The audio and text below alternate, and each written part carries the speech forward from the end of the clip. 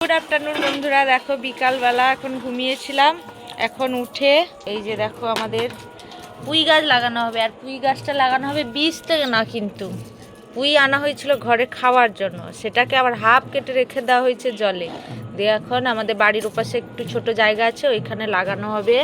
ওর জন্য এই যে জল সব কিছু রেডি। তো তোমরা ভিডিওটা দেখতে থাকো, আশা করি খুব ভালো লাগবে।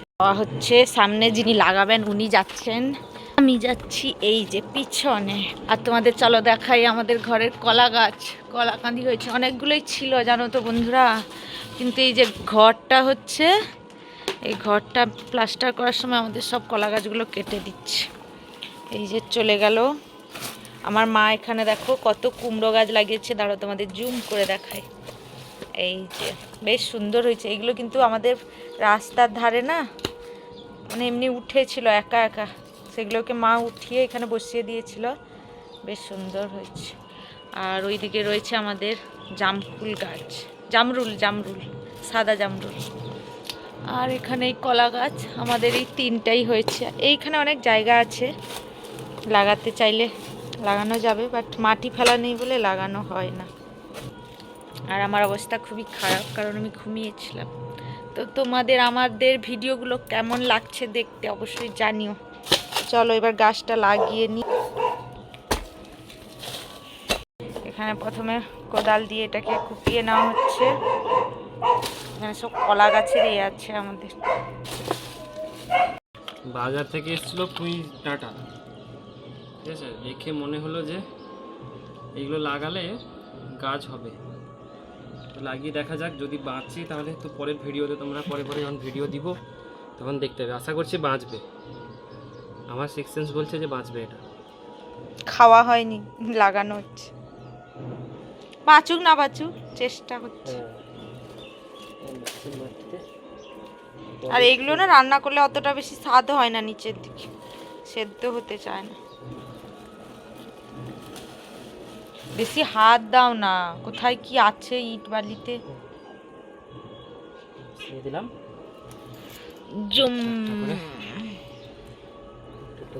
মাটিতে একটু গেড়ে দিই, তারপরে বাঁচা না বাঁচা ভাগ্যের উপর, সেটা প্রকৃতির উপরে।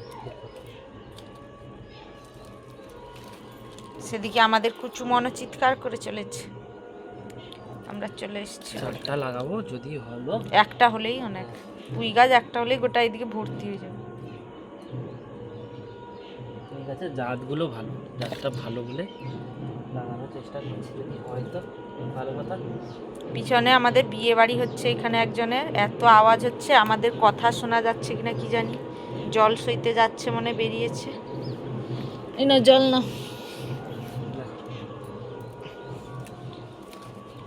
এই কুমড়া গাছগুলোতেও একটু জল দিয়ে দিবে। সকালে দিয়েছি, ভিজে আছে।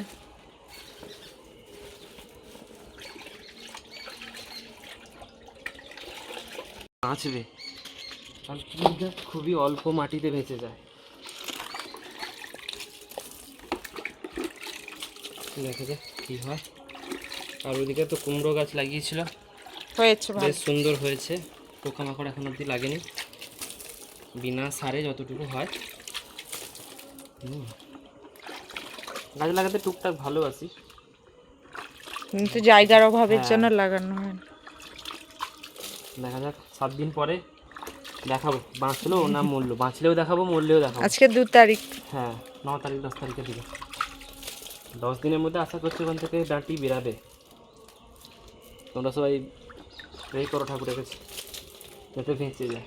ঠিক আছে আজকের মতন টাটা, সবাই চ্যানেলটাকে সাবস্ক্রাইব করে রাখো।